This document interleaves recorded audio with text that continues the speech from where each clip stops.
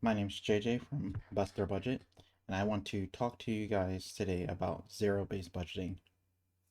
So, zero-based budgeting is by far my favorite way to budget, and I think a really good way for beginners and pretty much anyone else to do their budget. So, we're going to jump right into this with the demo I have with the sheet I created here. So, let's take a look. Okay, so the first thing about zero-based budgeting is that you want to make sure your income is completely budgeted out through all of your categories up here. So pretty much zero base means there's no income left over. So first, let's give you guys some income here.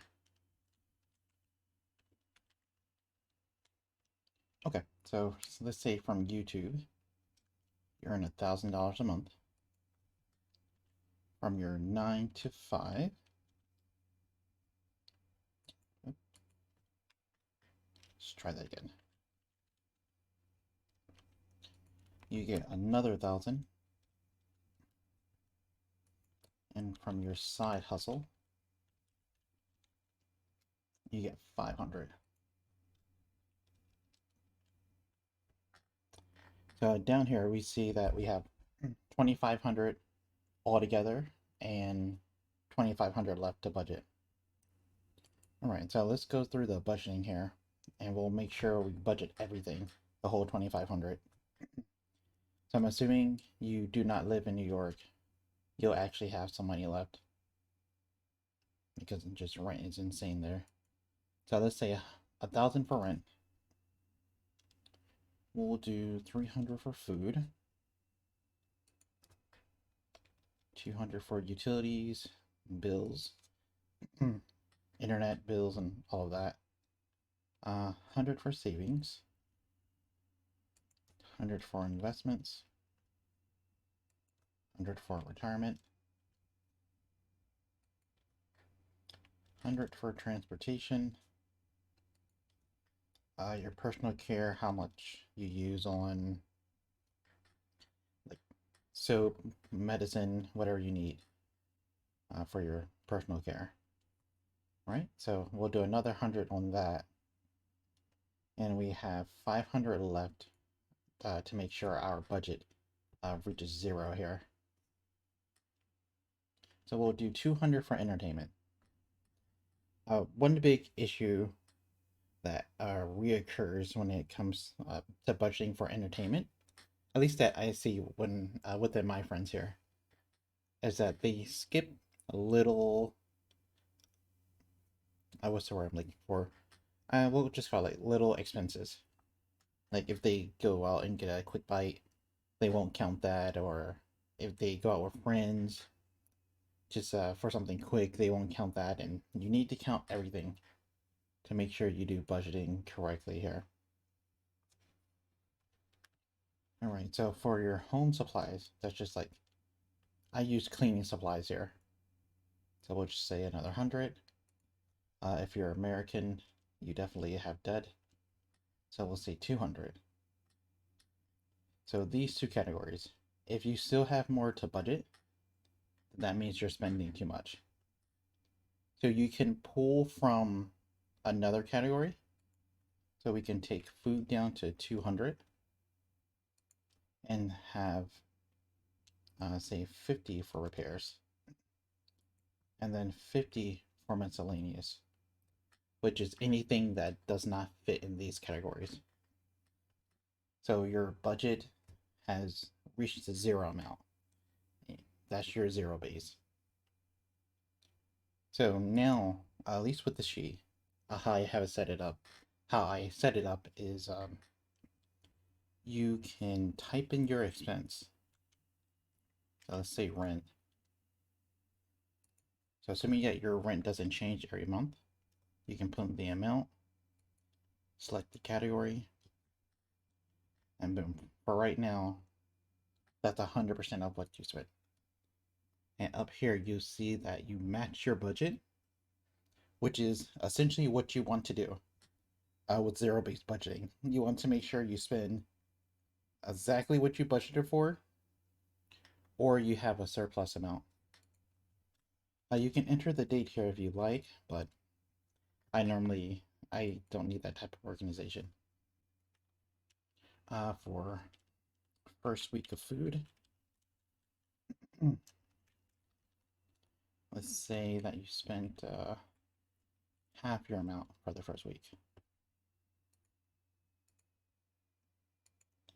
And then for your phone bill, you thought you were connected to Wi-Fi, but you were not. You went over on your data.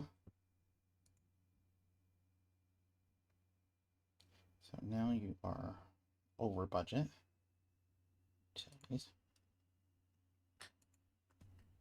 And for your savings, that is automatically pulled out of your account. So it's 100 every time.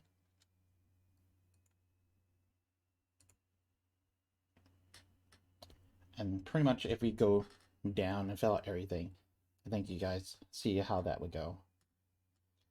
But let's talk about what we have here already. So here the sheet will show you that you're matched, which is good. For food, if you spend under 200, you'll have a surplus, which that's also good. And you overspent on your utilities. So the sheet will let you know you overspent.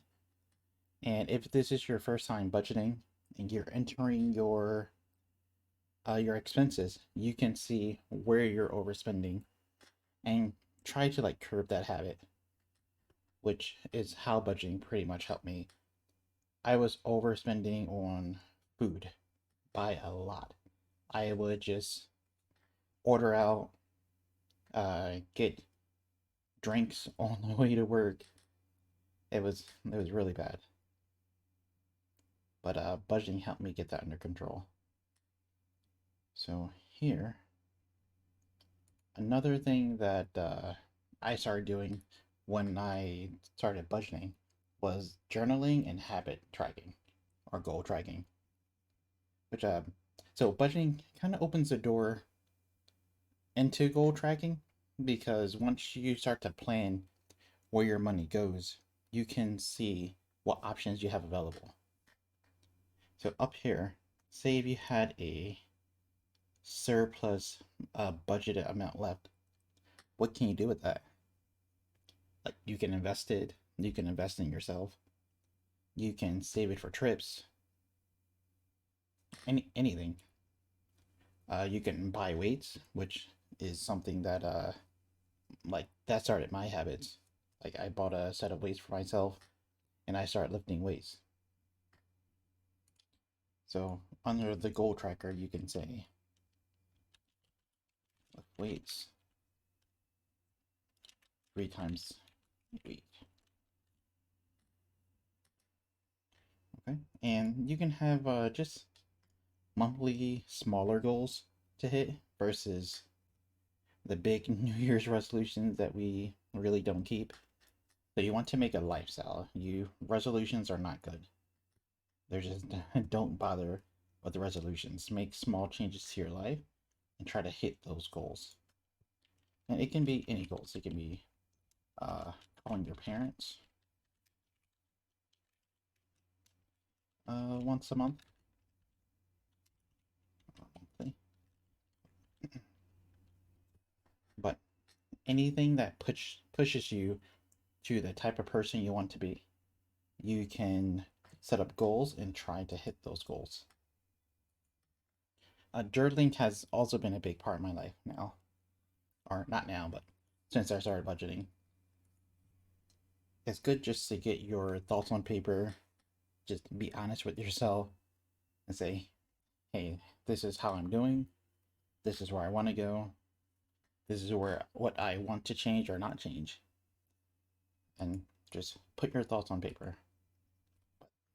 This section is for you.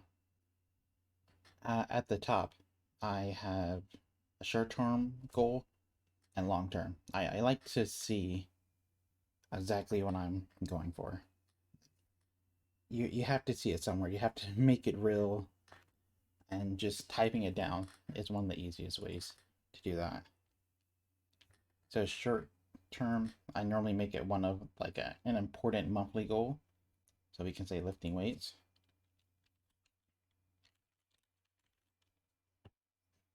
And a long-term goal can be something that you do over the year or over years. So saving for a house. Okay, so budgeting really ties into just like getting a good solid foundation, having a stepping stone into the rest of your life. So if you're struggling with money or you have like no goals and you need a sense of direction, budgeting is a good habit to start because one, you're starting with on a good habit, and someone that excuse me, someone that like tracks their money, that's someone further down the line that can be better with their money, that invests, that has money for retirement, that betters themselves. So if you did like this, guys, in the description, there will be a link where you can get this sheet. Send me any feedback to my website here under the contact, and I'll be happy to help you guys out with any questions. But if you did like this, let me know. Leave a comment if you're going to give it a try or not. And like and subscribe if you did enjoy this.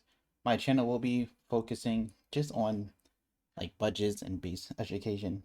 I'm not promising I'm going to make you rich, but just like financial information that we should have had, that no one should be without. I think I just want to share what I've learned and what I've been through that helped me a lot.